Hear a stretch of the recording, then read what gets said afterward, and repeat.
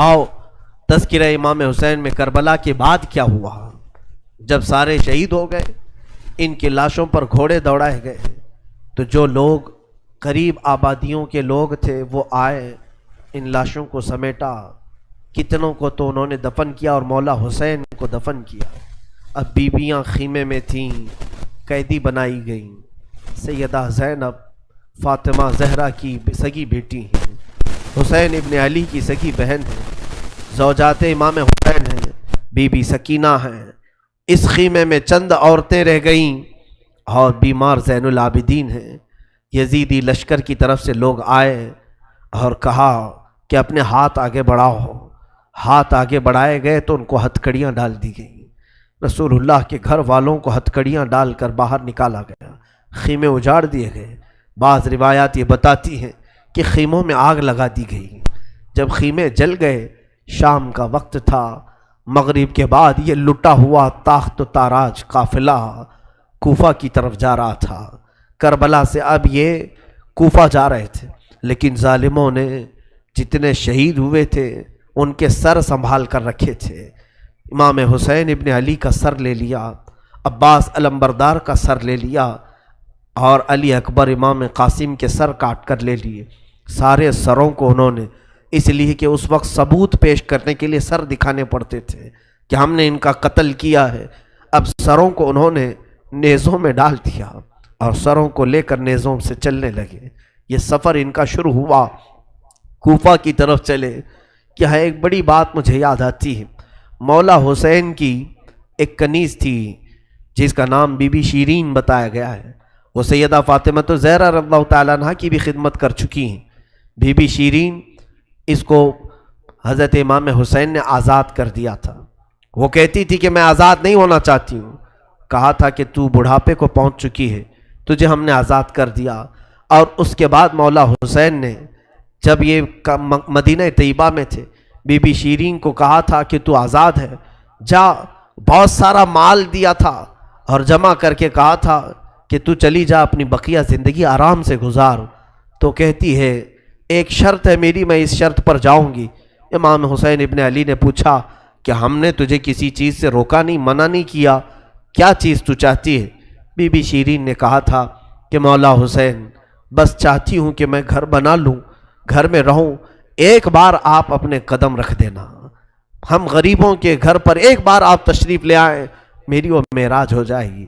امام حسین نے کہا بس اتنی سی بات، ہم تو غریبوں کے گھر روز جانا پسند کرتے ہیں، ہم روز جانا پسند کریں، جا ٹھیک ہے تیرے گھر ہم آئیں گے۔ اور بی بی شیرین نے کہا نہیں مولا، میری ایک درخواست یہ ہے کہ آپ اپنے خاندان کے ساتھ آئیں گے، اپنے شہزادوں شہزادیوں عورتوں کے ساتھ آئیں گے۔ مولا حسین نے ساری عورتوں سے کہا دیکھو بی بی شیرین کہتی ہے اس کے گھر دعوت ہے، ہم سب آئیں گے۔ اور اس کو بطور مسکراتے ہوئے آپ نے فرمایا بی بی شیرین، ایسا نہ ہو کہ ہم آئیں اور تو پہچان ہی نہ سکے، ایسا نہ ہو کہ تو پہچان ہی نہ سکے۔ قدموں میں گر گئی، کہا کہ میں آپ کے گھر کی کھائی ہوئی، میں آپ کی پروردہ، کبھی آپ کو نہ پہچانوں، ایسا کیسے ہو سکتا ہے؟ وہ خاتون گئی، کوفہ کے قریب ایک چھوٹی سی بستی میں گھر بنایا، بڑا اچھا سا گھر بنایا، اور اس کی بستی والے بھی اس کی بڑی عزت کرتے تھے کہ یہ فاطمہ کے گھر کام کی ہوئی عورت ہے، حسین ابن علی کے گھر کام کی ہوئی عورت ہے۔ وہ ہر گھر میں جاتی تھی، بستی والوں سے کہتی تھی لوگوں دیکھنا میں نے گھر بنایا اور پیغام بھیج دیا ہے، فاطمہ کے لاڈلے شہزادہ رسول امام حسین نے مجھے وعدہ کیا ہے ایک بار وہ میرے گھر تشریف لائیں گے۔ بستی والے کہتے تھے کیا تیری قسمت ہے کہ تیرے گھر مولا حسین آنے کی بات کر چکے ہیں، رسول اللہ کا شہزادہ تیرے گھر آئے گا۔ سب اس کی گاؤں میں بڑی عزت تھی، لوگ کہتے تھے کہ اس کی بات پر حسین آنے والے ہیں۔ ایک بار جیسے ہی بی بی شیرین کو خبر ہوئی کہ امام حسین مدینہ سے مکہ نکل چکے ہیں اور مکہ سے کوفہ آنے والے ہیں، جیسے ہی یہ خبر ملی تو اس نے پیغام بھجوایا اور پھر اپنے گھر کو رنگ و روغن کرنا شروع کر دیا اور کمرے سجائے کہ مولا حسین کا قافلہ آ رہا ہے اور کوفہ جانے والے ہیں اور میرے گھر پر ٹھہریں گے۔ جنگ کی کوئی خبر ہی نہیں تھی۔ گاؤں والوں کو جیسی اطلاع ہوئی، گاؤں کے سارے لوگ اس کے ساتھ مل گئے۔ پورے گاؤں میں سارے لوگ گھروں کی تیاریاں کر رہے تھے اور سب لوگ روز انتظار کرتے. بی بی شیریں پہاڑ کے ایک چوٹی پر صبح سے شام تک بیٹھتی، ہر آنے جانے والے قافلے والے کو دیکھتی، جو مکہ سے کوفہ کے لیے آ رہا ہے جا رہا ہے دیکھتی، انتظار کرتی. اس میں امام حسین اپنے گھر والوں کے ساتھ آنے والے نہیں آئے. کئی دن گزر گئے اور اسی زمانے میں ایک رات ایسی آئی کہ اس کے گھر ایک عورت آئی. کہا بی بی شیریں اٹھو جلدی. کہا کیا؟ کہ حاکم بصرہ ابن زیاد کا لشکر بہت بڑا لشکر ہے اور وہ لشکر باہر آیا ہوا ہے، تیرا بڑا گھر ہے، وہ چاہتے ہیں کہ آج کی رات تیرے گھر میں گزارے. کہا کون لوگ ہیں، کیوں آئے ہیں؟ کہا سنا ہے کہ ایک باغی نے بغاوت کی تھی اور اس کا سر کچل دیا گیا، اسے مار کر کے اس کا سر لایا گیا ہے اور اسی کو دمشق امیر المومنین یزید کے پاس لے جایا جا رہا ہے. بی بی شیریں نے کہا پتہ نہیں کون سا باغی تھا، کس نے بغاوت کی تھی، کس سے جنگ ہوئی تھی، خبر نہیں ہے. بہرحال اگر حاکم کا قافلہ گھر کے دروازے پر کھڑا ہے تو میں دروازہ کھول دیتی ہوں. دروازہ اس نے کھولا. بہت سارے رات کا وقت ہے، شہزادوں کے سر نیزوں پر لٹکے ہوئے ہیں. حسین ابن علی کا چہرہ دھول میں اٹا ہوا تھا، زلفیں چہرے پر آئی ہوئی تھیں، بیبیاں سب باندی بنا کر لائی گئی تھیں اور سب جکڑی ہوئی تھیں، چہرے ان کے بالوں سے ڈھاکے ہوئے تھے.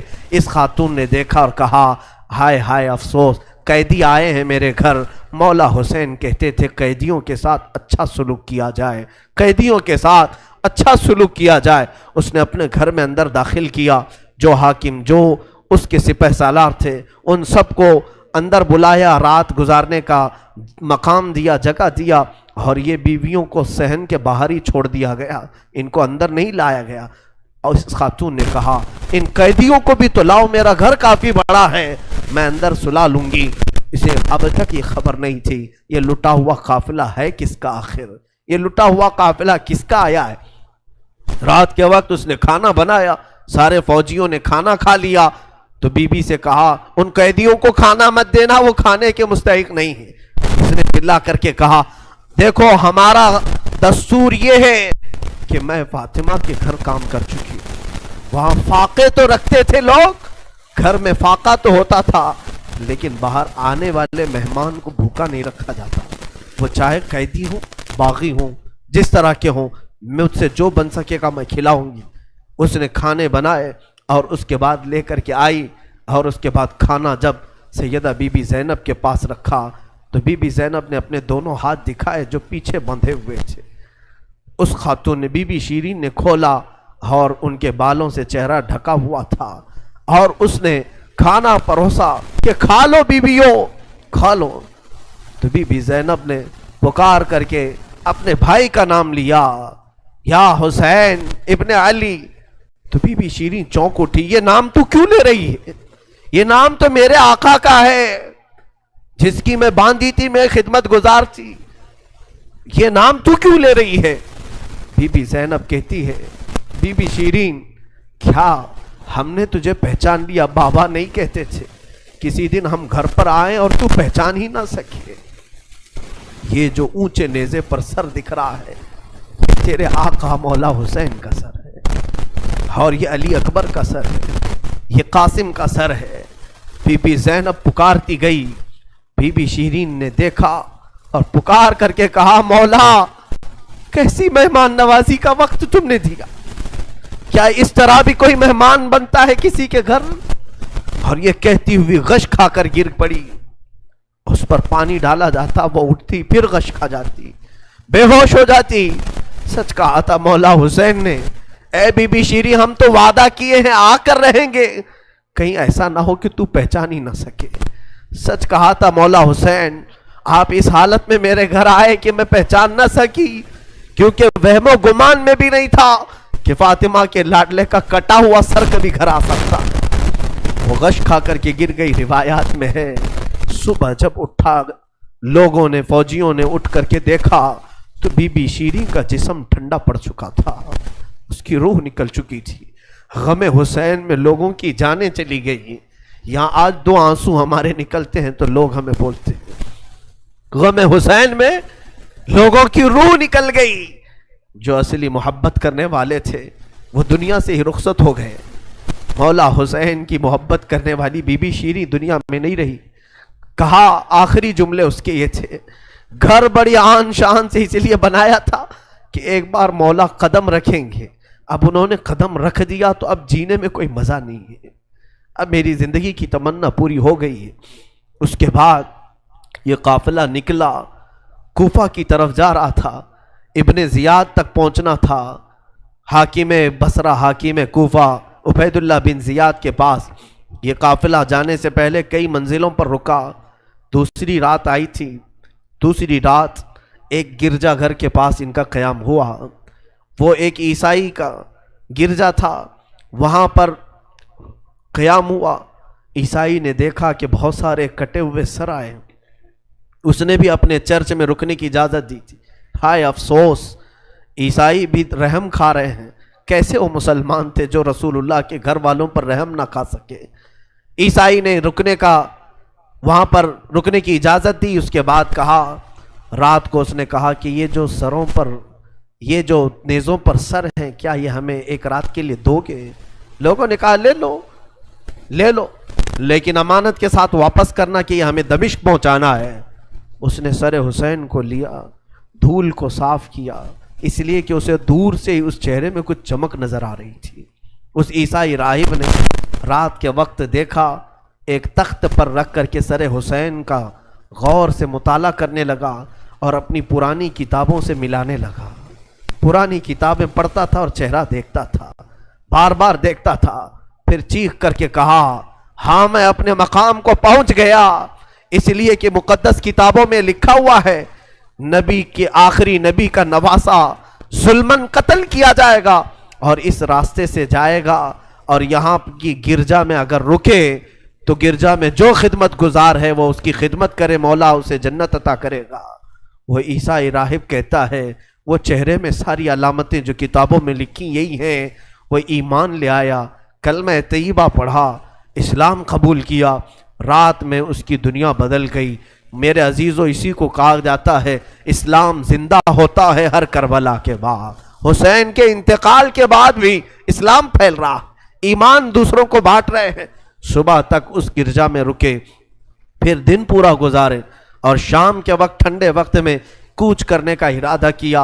اور سر امام حسین جو ان لوگوں نے نیزے پر لیا تھا اس کو ایک جگہ گاڑ دیا، اور اس کے بعد اپنے پانی وغیرہ کے استعمال کے بعد قافلے کو کوچ کرنے کا حکم دیا.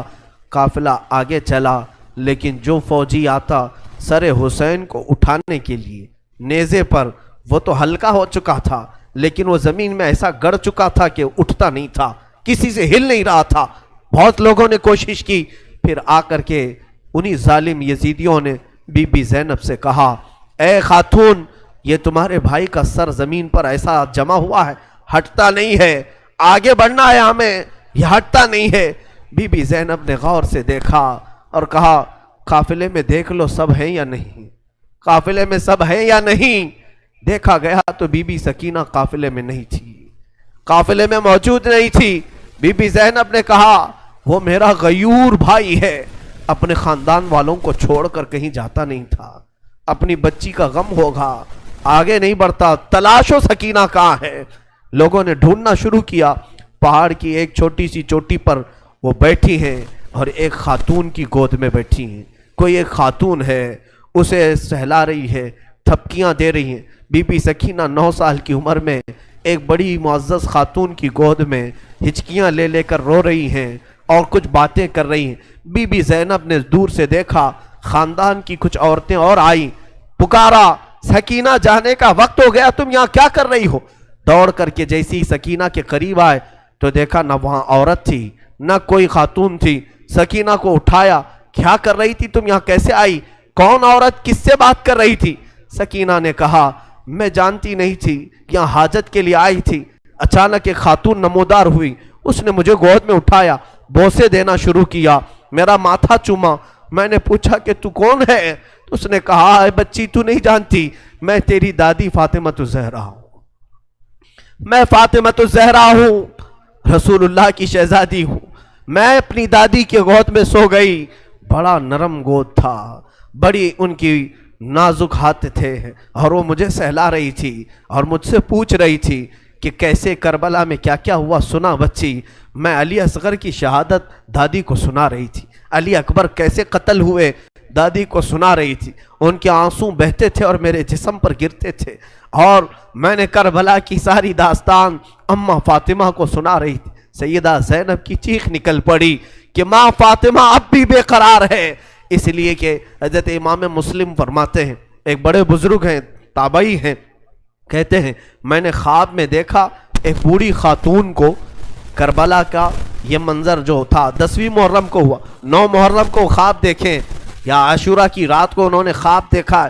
کہتے ہیں ایک بوڑھی عورت ہے، بڑی عمر والی عورت ہے، جبہ اس کے سر پر پڑا ہوا ہے، جھاڑو لے کر میدان جھاڑ رہی ہے. پورا میدان جھاڑا تو یہ امام مسلم فرماتے ہیں میں نے دور سے پکار کر کے کہا بی بی کون ہو آپ، یہ میدان کیوں جھاڑ رہی ہو؟ انہوں نے پلٹے بغیر کہا اے شخص میں رسول اللہ کی بیٹی فاطمہ الزہرا ہوں، یہ میدان کربلا ہے، میں یہاں جھاڑ رہی ہوں اس لیے کہ کل میرا لاڈلا یہاں گرنے والا ہے، کہیں کوئی نوکیلی کنکر اس کے جسم میں نہ چبھ جائے. مجھے درد ہوگا اگر حسین کو کوئی زمین کی کنکریاں چبھیں، میں صاف تو کر لوں. فاطمہ الزہرا کا غم ہم نہیں جان سکتے میرے عزیز، احساس نہیں کر سکو گے. غم کی داستانیں بڑی ہیں، بہت ہیں، واقعات سنانے کے لیے میرے پاس وقت نہیں ہے، میں سمیٹتا ہوں. عزیزان گرامی، یہ تاخت و تاراج قافلہ، یہ اسیران اہل بیت کوفہ پہنچے ابن زیاد کے محل میں. ابن زیاد نے دیکھا حسین ابن علی کو تانے مارنے لگا، کہا کہ تم نے بڑا غلط کیا، تم نے یزید کے خلاف خروج کیا، بغاوت کیا، اور اس کے بعد بہت ساری بے حرمتی کرنے کے بعد اس قافلے کو اس نے دمشق روانہ کیا. دمشق ملک شام کی راجدھانی آج بھی ملک شام میں، جس کو انگلش میں دمسکس کہا جاتا ہے، دمشق ہے وہ اصل. دمشق میں جب یہ قافلہ پہنچنے لگا وہاں کے حالات الگ تھے. بازار شام پر لعنت ہو، بازار شام پر کا برا ہو.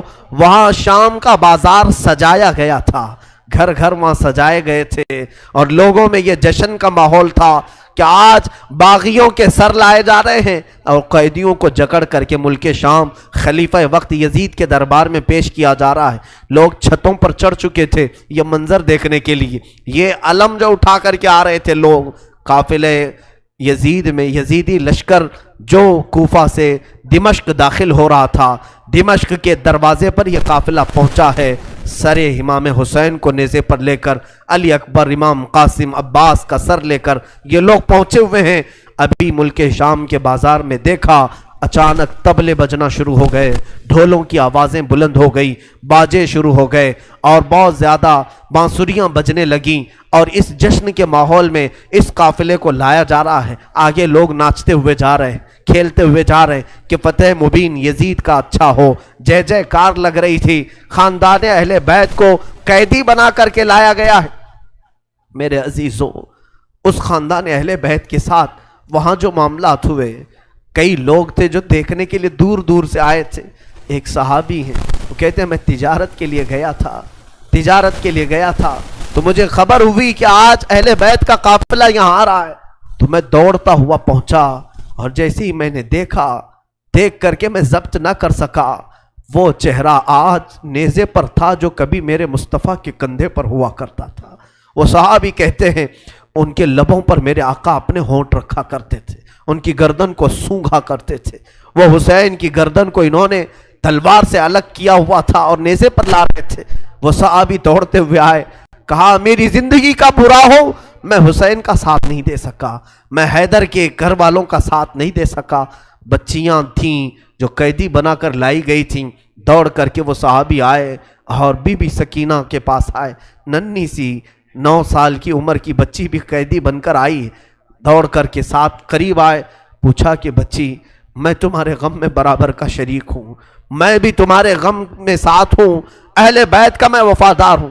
انہوں نے توجہ نہیں کی، اس لیے کہ بی بی سکینہ کہتی ہیں ہم تو دنیا سے مایوس ہو چکے تھے، ہم نے کٹنے کے وقت کسی کو آتے ہوئے نہیں دیکھا، اب تماشا دیکھنے کے لیے بہت سارے لوگ آتے ہیں، توجہ نہیں کی. اس صحابی رسول نے آگے بڑھ کر کہا کہ اے سکینہ میں تجھے جانتا ہوں، تو حسین کی بیٹی ہے، تو فاطمہ کی لاڈلی ہے، تو شیر خدا کے گھر کی شہزادی، بتا کوئی حاجت ہو، کچھ کھانا پانی کوئی چیز۔ اللہ اللہ، یہ بھوکے اور پیاسوں نے کبھی کھانا کسی سے نہیں مانگا، پوری داستان کربلا سننا، کبھی انہوں نے روٹی نہیں مانگا، ہاں پانی ضرور مانگا ہے۔ پانی مانگنا انسانیت کے لیے عیب نہیں، روٹی مانگنا محتاجی کی علامت ہو سکتی ہے۔ بی بی سکینہ نے کہا کہ بڑی حاجتیں پوچھ رہے ہو، کیا میری حاجت پوری کرو گے؟ کہا بتاؤ بچی، میں اپنی طرف سے جو ہو سکے کروں گا، میرے پاس پیسے ہیں، مال ہے، میں اس سے جو چاہے کروں گا۔ بی بی سکینہ نے صرف ایک درخواست کی کہ میرے نانا کے صحابی، بس اتنا کام کر لو کہ یہ جو اونچے نیزے پر میرے بابا کا سر ہے، حسین ابن علی کا، اس سر کو تھوڑا آگے بڑھا دو، یہ جو جلوس میں جا رہا ہے آگے بڑھا دو۔ ہمارے گھر کی بچیاں غور سے سنیں، میرے گھر کی عورتیں کان کھول کر کے سنو، 9 سال کی بچی کیا خواہش ظاہر کر رہی ہے۔ کہا اگر وہ نہیں بڑھتے ہیں تو انہیں پیسے دے، وہ انعام دے کر آگے بڑھاؤ۔ اس صحابی نے پوچھا کہ اس سر کو تمہارے قریب رہنا اچھا ہے، تمہارے قریب رہنا اچھا ہے، آگے کیوں بڑھانا چاہتی ہو؟ بی بی سکینہ نے کہا اس لیے کہ لوگوں کا جلوس بابا سر کو دیکھنے کے لیے آ رہا ہے، اور سارے دیکھنے قیدی بنا کر کے لائے گئے تھے، بیمار زین العابدین حسین ابن علی رضی اللہ تعالیٰ عنہ کے شہزادے، وہ قیدی بنا کر لائے گئے تھے۔ ایک صحابی وہاں پر حاضر ہوئے، کہا کہ کوئی حاجت ہو تو بیان فرمائیں، ہم آپ کے غم میں شریک ہیں۔ حضرت امام زین العابدین نے کوئی توجہ نہیں کی، یہاں تک کہ ایک سپاہی یزید کا ایسا تھا جو تھیلا بھر کر کے پتھر لے کر چل رہا تھا، تھیلا بھر کر پتھر لے کر چل رہا تھا، اور وہ باہر کھڑے ہوئے لوگوں میں پتھر بانٹتا تھا کہ کچھ پتھر تم لوگ برسا ہو۔ ملک شام میں جانے کے وقت کچھ لوگ وہاں صدقے کی کھجوریں پھینک رہے تھے اس اہل بیت کے گھرانے پر، اور کچھ لوگ پتھر برسا رہے تھے۔ یزید کے یہ مخالف لوگ ہیں، باغی لوگ ہیں، ان کے دلوں میں یزید کی محبت تھی، بنو امیہ کے وفادار لوگ تھے۔ اس قافلے پر کچھ لوگوں نے پتھر برسائے، وہ قافلہ اب اور کتنے زخم اٹھاتا، اب ان کو چھوڑا کیا تھا، لوگوں نے سارے زخم تو دے دیے تھے۔ امام زین العابدین نے اس صحابی سے کہا کہ دیکھو یہ پتھر برسا رہے ہم پر۔ اس صحابی نے تلوار کھینچ لی اور اس کو قتل کرنے کا ارادہ کیا، آپ نے منع کیا، رک جاؤ رک جاؤ، اس لیے کہ بہت سارے قتل میں نے اپنے بابا کے دیکھے، اور وہاں کوئی بھی اپنی تلوار لے کر ہمارے مدد کے لیے نہیں آ سکا۔ امام زین العابدین کا یہ لٹا ہوا قافلہ یزید کے دربار میں لایا گیا، اور سر امام حسین کو ایک تشت میں رکھ کر پیش کیا گیا۔ یزید اپنے ہاتھ میں چھڑی لے کر مولا حسین کے لبوں پر مارتا تھا اور کہتا تھا حسین تمہاری جوانی ختم ہو گئی، کاش تم میری بیعت کر لیتے تو تم زندگی سے ہاتھ نہیں دھوتے، اور کبھی میں نہیں چاہتا کہ تمہارا قتل ہو جائے۔ اس نے جھوٹے الفاظ میں لوگوں کو اس طرح ورغلایا۔ سیدہ زینب نے وہاں پر ایک جرأت مندانہ خطبہ دیا تھا، مولا حسین کی سگی بہن یزید کے دربار میں خطبہ دی تھی، اور اس کے بعد پھر یہ اسیران اہل بیت کو یہاں ملک شام میں چند دن ٹھہرایا گیا اور آزاد کیا گیا، مدینہ طیبہ کے لیے رخصت کرنے کا حکم ہوا۔ یہ لٹا ہوا قافلہ مدینہ آیا۔ اللہ اللہ، مدینے کو جب یہ لوگ پہنچے، اہل مدینہ کہتے ہم کو وہ شہادت کی خبر پہلے سے مل گئی تھی، کربلا میں مولا حسین کا قتل ہو چکا ہے، خاندان اہل بیت کے ساتھ برا سلوک ہوا ہے۔ پورا مدینہ سرحد پر آ کر کھڑا ہو گیا تھا، مدینے کے باہر انتظار میں۔ وہاں ننھی سی سغرا بھی تھی، مولا حسین کے کچھ گھر والے بھی تھے، وہ انتظار میں تھے۔ جیسے ہی لوگ مدینہ طیبہ میں داخل ہونے لگے، بیویوں کو دیکھ کر مدینے والے چیخ پڑے، سارے مدینے والے زاروں قطار رونے لگے۔ سیدھا یہ قافلہ آیا بارگاہ رسول میں، مصطفیٰ صلی اللہ علیہ وسلم کی قبر انور کے پاس پہنچ گیا، اور پھر بی بی زینب وہاں کھڑے ہو کر شروع سے لے کر اخیر تک کی داستان میرے آقا کو سنانے لگی۔ یا رسول اللہ، آپ کا دوش پر سوار ہونے والا شہزادہ، آپ کا محبوب نظر حسین بڑے زخموں سے چور چور تھا۔ یا رسول اللہ، وہ کربلا میں لاشیں اٹھاتا رہا، پیاسا رہا، بھوکا رہا۔ مدینے کے لوگ کہتے ہیں پورا مدینہ صرف زندگی میں 2 مرتبہ سب سے زیادہ رویا ہے. ایک اس وقت جب میرے آقا کی وفات ہوئی تھی، دوسرا اس وقت جب اہل بیت کا قافلہ مدینے میں لٹ کر داخل ہوا تھا. سارے غموں سے نڈھال تھے، ہر کوئی پریشان حال تھا. بی بی صغرا ننی سی تھی، 6 سال کی تھی. بار بار لپٹ کر کے بی بی زینب سے کہتی ہیں وہ ننھا بچہ کہاں ہے علی اصغر جس کے ساتھ میں کھیلتی تھی، وہ کہاں ہے، فلاں کہاں ہے. بچی کے دماغ میں جتنے یاد تھے سب کو پوچھا کرتی تھی. بی بی زینب کہتی ہیں ہر ایک کے جواب میں جب میں کہتی تھی وہ بھی انتقال کر گئے. بی بی صغرا پوچھتی تھی کیا کربلا میں موت سستے میں ملتی ہے؟ جہاں آپ لوگ گئے تھے موت بہت سستی ہے، اتنوں کو کیسے آپ نے موت کے گھاٹ اتار دیا؟ بی بی زینب کے پاس کوئی الفاظ نہیں تھے. امام زین العابدین کا زندگی بھر یہ حال تھا. اللہ اکبر. زین العابدین وہ تنہا شہزادے ہیں میرے مولا حسین کے جو پھر 95 ہجری تک باحیات رہے.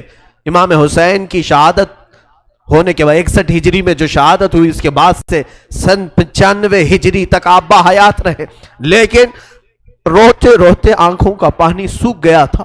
لوگ کہتے ہیں امام زین العابدین کو ہم لوگ دیکھتے تھے، کبھی وہ روتے تھے تو دونوں آنکھوں سے خون نکل آتا تھا. لوگ پوچھتے کہ مولا زین العابدین سجاد آپ اتنا کیوں روتے ہیں؟ کہتے ہیں کیا تم میری ہنسی کی تمنا رکھتے ہو جس کے سامنے اس کے بھائیوں کو، اس کے گھر والوں کو، اس کے باپ کو کاٹا گیا ہے، اس کے گھر والوں کو کاٹا گیا ہے. امام زین العابدین کا حال یہ تھا کہ امام زین العابدین شہر میں جا رہے تھے اور قصاب گوشت بیچنے والا دکان میں بیٹھا ہے، گوشت بیچ رہا ہے. جیسے ہی وہ قریب آنے لگے اس نے جلدی سے گوشت کے اوپر چادر ڈال دی، گوشت چھپا دیا. لوگ جو گوشت خریدنے والے کھڑے تھے انہوں نے پوچھا کہ بندے تو کیوں گوشت چھپا رہا ہے؟ کہا زین العابدین آ رہے ہیں، وہ ابھی یہاں کھڑے ہوں گے اور گوشت دیکھ کر کے رونا شروع کر دیتے ہیں، گوشت دیکھ کر کے رونا شروع کرتے. کہا ایسا کیوں کرتے ہیں؟ کہتے ہیں جب بھی وہ میری دکان کے پاس یہ کچا گوشت دیکھتے ہیں تو کہتے ہیں کہ میرے بھائیوں کا گوشت ایسے ہی کاٹا گیا تھا اور ادھیڑا گیا تھا. زندگی بھر وہ گوشت کی دکان کے پاس کھڑے ہوتے تو ان کی آنکھیں بہہ جاتی.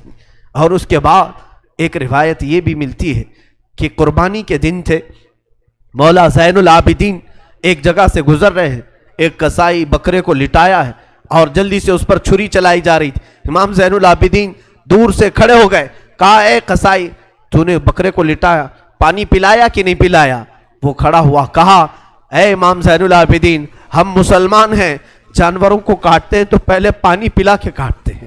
امام زین العابدین نے کربلا کی طرف منہ کیا، کہا مولا حسین مسلمان جانوروں کو پانی پلا کے کاٹتے ہیں، جانوروں کو پانی پلا کے کاٹتے ہیں، مگر اہل بیت کے کسی شہزادے کو ایک گھونٹ بھی پانی نہیں پلایا گیا اور انہیں ویسی ہی پیاسا شہید کیا گیا ہے، پیاسا کاٹا گیا ہے. امام زین العابدین کی پوری زندگی ایک ایک چیز کو دیکھتے تو رونے لگ جاتے تھے کہ کربلا میں یہ چیز نہیں تھی، یہ چیز نہیں تھی.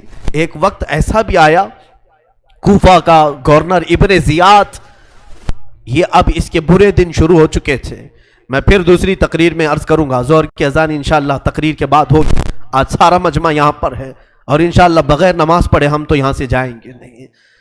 اور اذان لوگوں کو جمع کرنے کے لیے ہوتی ہے، جو آلریڈی جمع ہیں پھر انہیں کیا جمع کیا جائے. اذان تو ہم دیں گے انشاءاللہ، صبر کریں. یہ وقت شہادت کا ہے، یہ وقت کربلا کی یاد کا ہے. مولا حسین کے یہ شہزادے امام زین العابدین رضی اللہ تعالیٰ، زندگی بھر آپ کے حالات یہ تھے کہ کبھی کچا گوشت دیکھیں تو رو پڑے، کسی جانور کو ذبح ہوتے دیکھیں تو رو پڑے. ایک بار امیر کوفہ ابن زیاد، اب امیر مختار نام کا ایک شخص جو بدلہ لینے کے لیے بعد میں اٹھ کھڑا ہوا. بعد میں کوفہ میں ایک ایسا شخص ظاہر ہوا جس کا نام مختار ثقفی تھا. اس نے اعلان کیا کہ میں قاتلان حسین کا بدلہ لوں گا، اور اس نے اٹھ کر کے کچھ اہل بیت سے محبت کرنے والوں کو اپنے قافلے میں جمع کیا اور یہ قافلہ بڑھتا گیا یہاں تک کہ خون حسین کا بدلہ لینے کے لیے یزید کی موت کے بعد اس نے ہر ایک کو تلاشنا شروع کیا. شمر کو ڈھونڈا، اس کو قتل کیا، اور اس کے بعد عمرو بن سعد کو ڈھونڈا، اسے قتل کیا. عبید اللہ بن زیاد جو کوفہ کا حاکم تھا, جو جڑ تھا اس فساد کا, اسے ڈھونڈا, اور اس کے بعد 22,000 کا جو لشکر تھا اس میں سے کسی ایک کو بھی اس نے زندہ نہیں چھوڑا, ایک کو بھی نہیں. جتنے وہاں شریک تھے سب کو قتل کیا, سب کو قتل کیا. اور 22,000 کو قتل کرنے کے بعد مختار ثقفی نے یہ اعلان کیا, ابھی میں نے حسین کی ایک انگلی کا بھی بدلہ نہیں لیا, میں حسین ابن علی کی ایک انگلی کا بھی بدلہ نہیں لیا. یزید خائب و خاسر ہو کر مر گیا. اور یزید کی سب سے بڑی ذلت تو یہ ہے, یزید کے بعد اس کا بیٹا معاویہ تخت پر بیٹھا. پہلے دن خلیفہ بنا کر اسے بٹھایا گیا, اس کے بعد 6 مہینے تک وہ گھر سے باہر ہی نہیں آیا. 6 مہینے کے بعد سیدھے لاش باہر آئی بیٹے کی. وہ 6 مہینے کبھی تخت پر نہیں بیٹھا یزید کے. لوگ کہتے تھے کہ معاویہ آپ یزید کے جانشین ہیں, وہ نیک شہزادہ تھا. دیکھیں اللہ کی مصلحت کیسی, صحابی کے پیٹ میں یزید پیدا ہوا, یزید کے پیٹ میں معاویہ, پھر اچھا شہزادہ پیدا ہوا, نیک تھا. اس نے کہا, لوگ جب کہتے تخت پر بیٹھ جائیے, تو اس نے اس تخت کی طرف دیکھ کر کے تھوک دیا اور کہا اس تخت پر بیٹھوں جس پر شہزادہ رسول کا خون لگا ہوا ہے, اس تخت پر بیٹھوں جو تخت حسین ابن علی کے گھر والوں سے رنگا ہوا ہے. کبھی اس تخت پر نہیں بیٹھا. اس کی یزید کی سب سے بڑی ذلت تو اسی پہ ہے کہ اس کا خود کا بیٹا اس کے تخت پر تھوک دیا, نہیں بیٹھ سکا. لیکن حسین کا چرچا آج بھی ہے, حسین کے شہزادے گلی کوچوں میں ہر جگہ ہے. سادات کی خوشبو تم محسوس کرو گے آج بھی.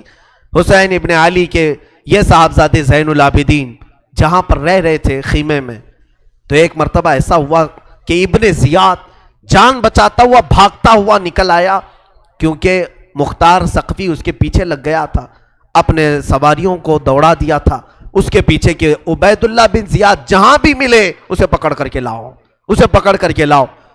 تو سب اس کے پیچھے لگ گئے. مختار ثقفی کے ڈر سے عبید اللہ بن زیاد جان بچاتا ہوا بھاگتا ہوا ایک خیمے میں آیا. وہ خیمہ کسی اور کا نہیں, امام زین العابدین کا تھا. وہاں پر پہنچ گیا, آپ قرآن پاک کی تلاوت میں مصروف تھے. مختار ثقفی کے ڈر سے آنے والا یہ عبید اللہ بن زیاد ہانپ رہا تھا, کانپ رہا تھا. امام زین العابدین نے سر اٹھا کر کے دیکھا, کیا بات ہے؟ کہا پیاس کی شدت ہے, اگر تمہارے پاس پانی ہو تو پلاؤ. امام زین العابدین نے فوراً کھٹوری بھری اور پانی دیا. اس نے پانی پیا اور پھر کہا اور پانی ملے گا. انہوں نے اور ایک کھٹوری بھری اور پھر پانی پلایا. اس نے پیا, 3 کھٹوریاں پانی پیا.